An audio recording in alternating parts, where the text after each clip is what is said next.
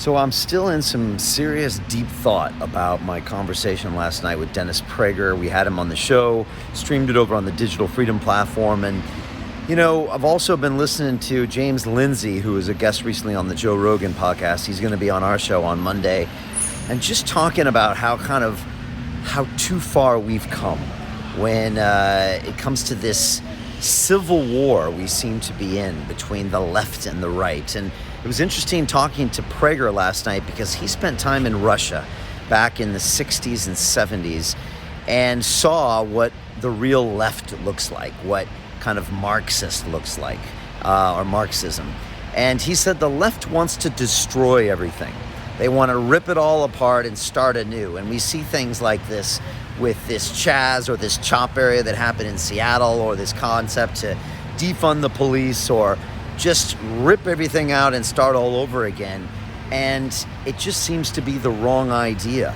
And they want to create chaos, because in chaos comes potentially a new structure. So if it means ruining the economy or ruining institutions, well, so be it, because that's kind of the way forward in their minds. And Dennis was very clear to separate liberals from the left. He said, I appreciate liberals. They have great discussions. I have liberal ideas.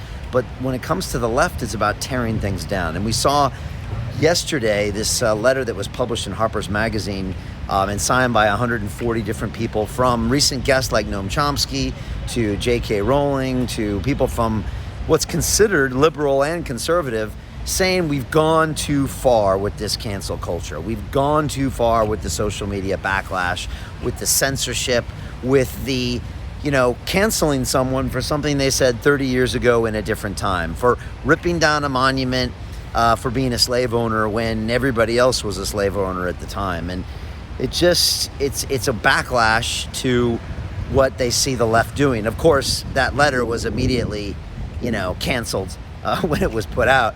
But these are important discussions to happen, and I highly encourage you to listen to my conversation with Prager last night. You can watch it at freedomplatform.tv/Prager. And he went deep into really questioning, is there institutional racism? Really questioning what's happening with Black Lives Matter. Really questioning what's happening with monuments being pulled down, with concepts of white privilege, with all sorts of things. And it was pretty fascinating to talk about what is actually going on and the role that everything plays in it, from government to religion to education to everything that's been happening for the last 50 years. So it's powerful stuff. Again, it's a man that doesn't mind speaking his mind. He's also done, extensive research on this stuff. And, he said, Brian, as a Jew, I also see different perspectives than just, say, anybody else would when it comes to discrimination and when it comes to just being aware of a lot of these issues. So PragerU is a fascinating company. They've got 3.5 billion views of their videos. They try to distill down lessons on economics, philosophy, women's rights, etc. And it was just a really powerful discussion. And I'm just wondering if we are in a civil war right now, where we're fighting against each other, oftentimes digitally, over things that are just taken too far.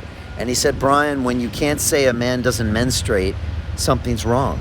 When I'm having to counsel girls in high school that have to compete against biological men and lose, he says something's wrong here. And sometimes it does feel like we're in this strange fiction movie, and it's preposterous. And I'm in London. Imagine if I was back in my home state of California or in New York City, where it seems to have gone really, really far. So, look, I don't know, but what I do know the answer could be is a discussion, an honest debate, people coming together and talking and trying to figure out solutions, as opposed to canceling each other and smearing each other and doing it all over digital media. So perhaps we can find a way to come together, but of course we can't with social distancing and lockdown. So I'm not a conspiracy theorist, but this is all very convenient for what's happening right now. And as David Icke would say, when we're divided, we're not strong. As Tim Kennedy would say, when we're divided, we're not strong. And I'm very concerned about that. So we're going to keep pushing forward and having uncomfortable conversations. I think it's important. I think it's important you engage with the debate. Get out of your echo chamber. Get out of the people you hang out with, because they're telling you the same thing you're thinking about, and try to engage with some other people, and I'm going to try to do the same thing. So that's the plan forward.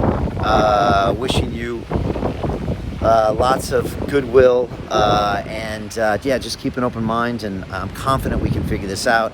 In the meantime, we're going to keep broadcasting, because I am emphatic on these ideas, and that is that we will not be silenced, and we will not be censored, and we will not be stopped.